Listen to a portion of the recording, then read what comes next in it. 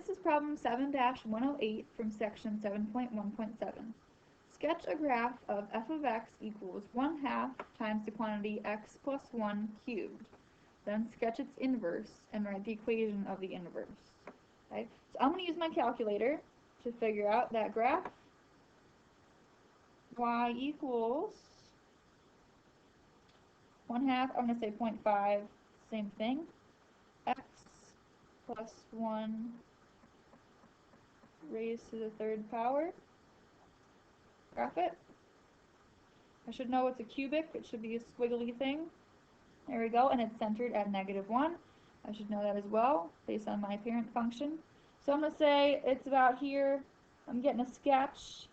It's like this. This 1/2 means it's skinnier.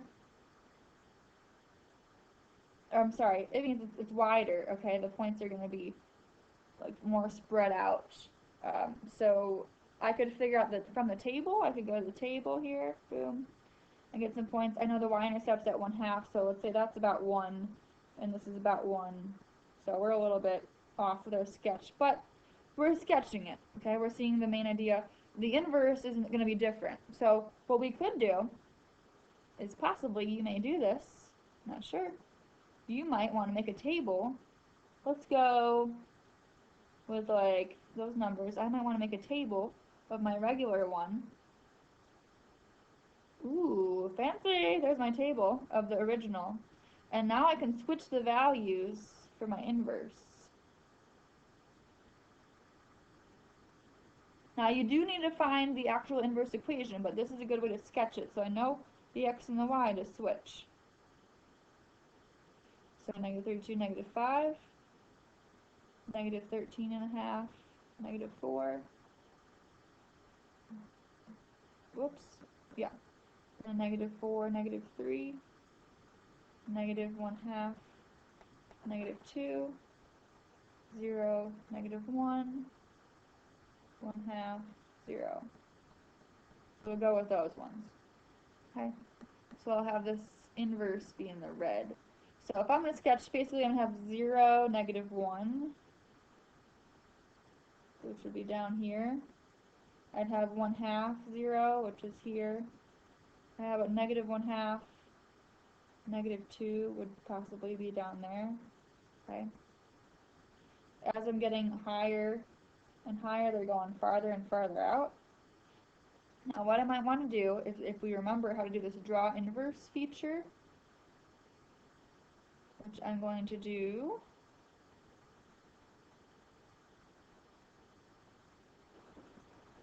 So if I have my graph on here, I'm going to do second and program where it says draw right there.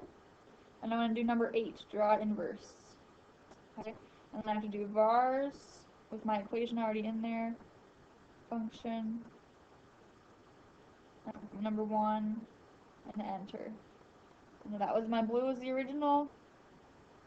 Oop, and there's my other one. Okay. So I can see what's going on here. So now my graph is a little bit spread out because I didn't totally draw it super nice. But over here, I'm going to have it look like kind of like that. Okay. And I know inverses should reflect about the line y equals x, across the line y equals x. So here's my line. It should be reflecting across there. So now I have my graph drawn, or you can use the draw inverse feature on your calculator like that. Okay? So we need to actually find the equation of the inverse. So we're going to get rid of that calculator.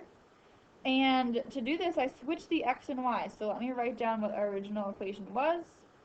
So y equals, f of x means y, 1/2 times x plus 1 to the third power. So I'm going to switch the x and y's to start with.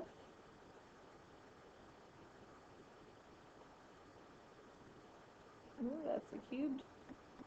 Alright, switch the x and y's. Now I'm going to solve this back for y and get y by itself. So first thing I need to do is this 1/2.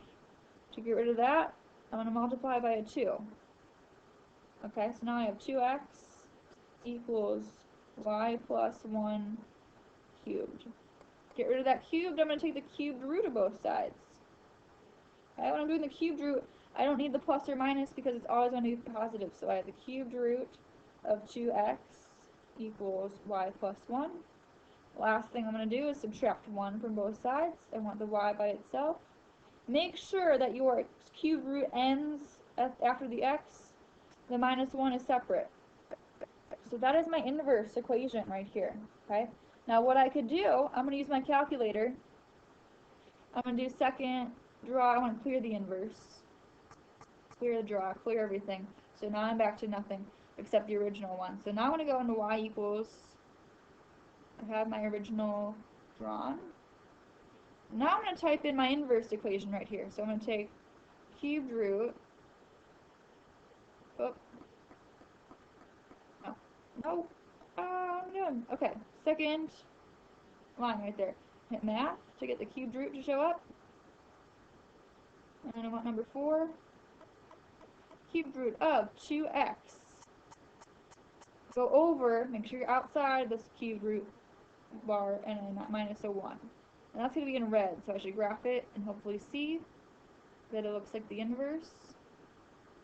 It looks like when I did the draw inverse feature, it looks exactly the same. So there we go. We found the inverse. So we can switch the x and y's in the table. You can use your calculator to do the draw inverse feature, which is second and the program button. And I can find the equation by switching the x and y's and then solving it for y again. Okay, if you're still not sure about inverses, ask your teacher.